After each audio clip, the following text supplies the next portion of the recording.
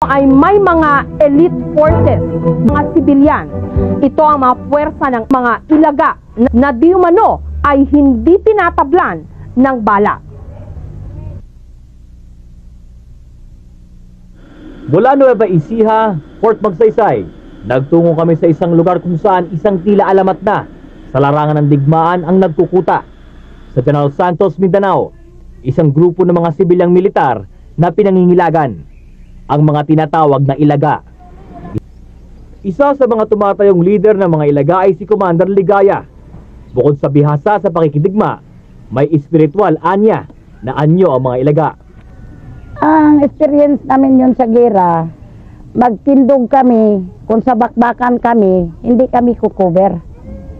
Ang kuha namin yan sa gera namin, kung nandoon na kami sa gera, standing position kami. Hindi kami magdapa, hindi pwede kami sa kahoy. Harap-harapan yung aming sa operation. Bukod sa samahang armado, isang relihiyosong grupo ang mga ilaga. Taimtim sa pagdarasal, na kadalasan ay Latin na isinalin sa salitang Ilonggo. Taglay nila ang mga gamit na anila ay mabisang panlaban sa kapahamakan, mga anting-anting na nagmula pa sa mga matatanda.